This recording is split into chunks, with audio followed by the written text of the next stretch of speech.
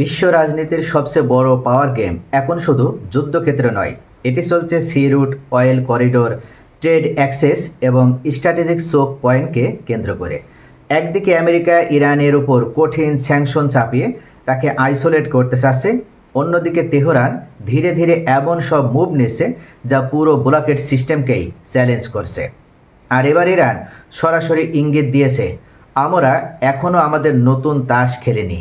এই কথাটি বলেছেন ইরানের শুরা কাউন্সিলের জাতীয় নিরাপত্তা কমিশনের ডেপুটি চেয়ারম্যান আলাউদ্দিন বোরুজের্দি।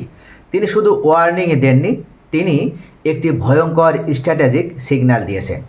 তিনি বলেছেন, বাবেল মানদেবের গুরুত্ব হরমিজ স্টেটের চেয়ে কোনো অংশে কম নয়, এবং আরও বড় কথা, Yemenis are waiting to strike America again by blocking Bab el মানদেব।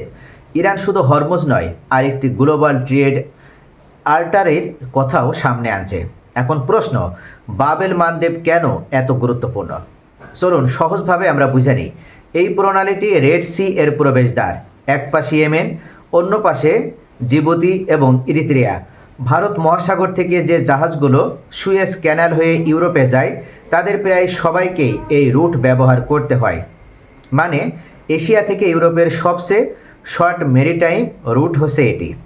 এই পথ বন্ধ হলে বিশ্ব বাণিজ্যে একটা ম্যাসিভ ডিসরাপশন হবে। অয়েল প্রাইস বাড়বে, শিপিং কস্ট বাড়বে, গ্লোবাল সাপ্লাই চেন কেঁপে উঠবে।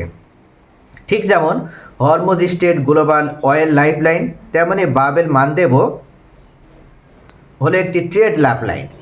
অর্থাৎ এখন যদি ইরান ব্লকেড ফোর্সেস, বিশেষ করে ইয়েমেনের হুতিস, এই রুটে প্রেসার তৈরি করে, তাহলে আমেরিকা এবং তার অ্যালাইসের জন্য সেটি হবে সিরিয়াস একটা হেডেক। এখানে আসে ইরানের একটা নিউ কার্ড। তারা বলতে চাইছে, যদি হরমুজে আবার চাপ আসে, তাহলে বাবেল মানদেবেও নিরাপদ থাকবে না। এটি পিওর স্ট্র্যাটেজিক একটা ডিটারেন্স।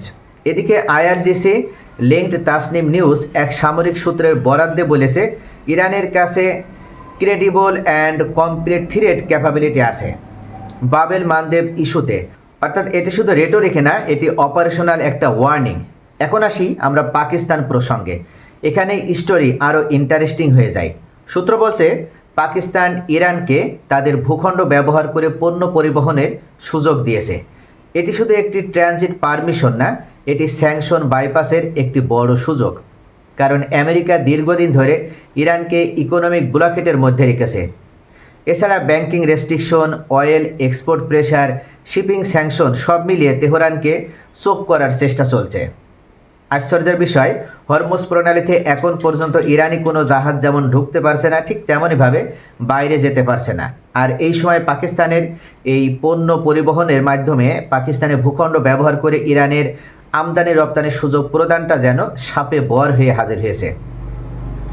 ইরান যদি এই মুহূর্তে অল্টারনেটিভ ট্রেড রুট পেয়ে যায়, তাহলে সেখানে আমেরিকার সমুদ্রপথে যে নেভাল ব্লকেট, সেটাও সম্পূর্ণভাবে ভেঙে পড়বে। সমুদ্রপথে চাপ থাকলেও স্থলপথে ব্রেদিং স্পেস তৈরি হবে। এটি বিশেষ করে চায়না, সেন্ট্রাল এশিয়া, রাশিয়া, এটার এই অ্যাক্সিসের সঙ্গে ইরানের কানেক্টিভিটি বাড়বে, এবং এখানেই আমেরিকা এর স্যাংশন আর্কিটেকচার দুর্বল হতে শুরু করবে।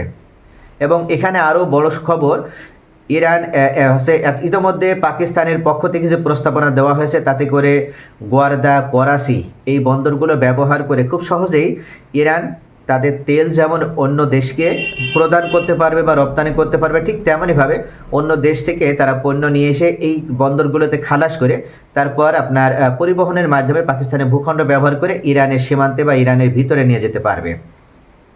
এই মুহূর্তে তাহলে হরমুজ প্রণালীতে ইরানের বিপরীতে যে ব্লকেটটা, নেভাল ব্লকেট দিয়েছে আমেরিকা, এই নেভাল ব্লকেটের আর কোনো গুরুত্ব থাকবে না।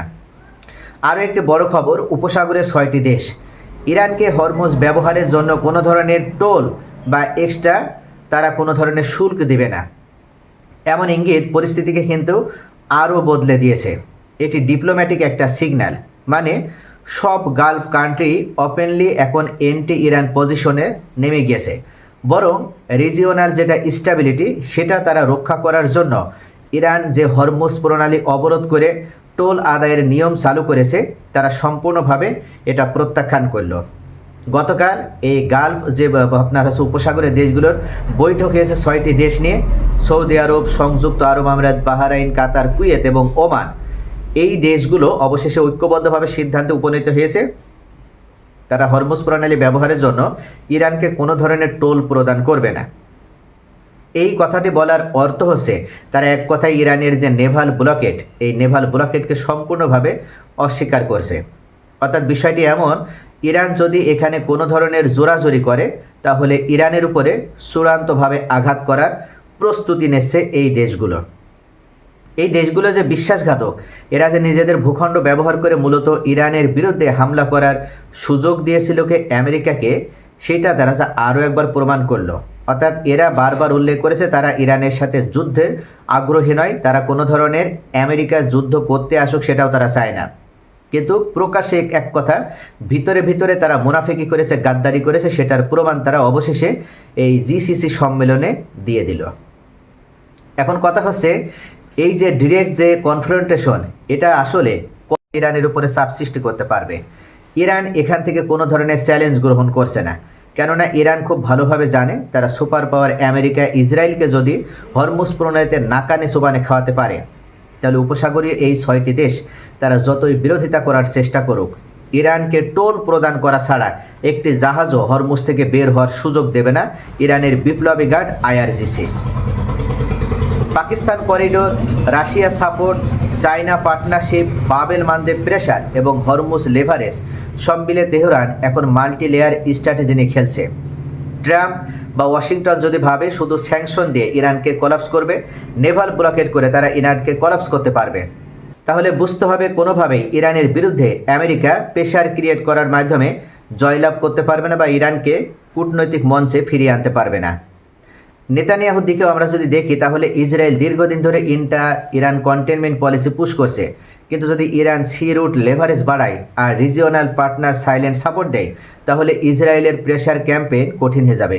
বিশেষ করে যদি গালফ ইউনিটি সম্পূর্ণ এন্টি ইরান হয়েও যায় তবুও ইরানকে আইসোলেট করা সম্ভব হবে না যতক্ষণ পর্যন্ত ইরানের পাশে পাকিস্তান এভাবে তাদের ভূখণ্ড ব্যবহার করার সুযোগ প্রদান করবে।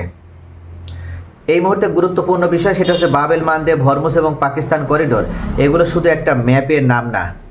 যে এগুলো কন্ট্রোল করবে সে শুধু অয়েল না, গ্লোবাল পলিটিক্স ইনফ্লুয়েন্স করবে।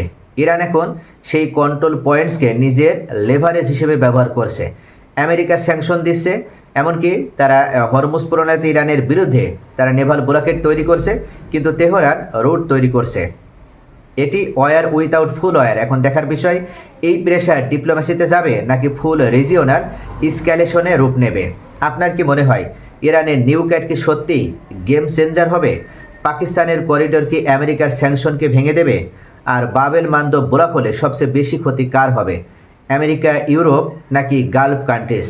কমেন্টে আপনার বিশ্লেষণ জানাতে ভুলবেন না। আর ভিডিওটি ইনফরমেটিভ হলে লাইক, শেয়ার এবং সাবস্ক্রাইব করে আমাদের সাথেই থাকুন।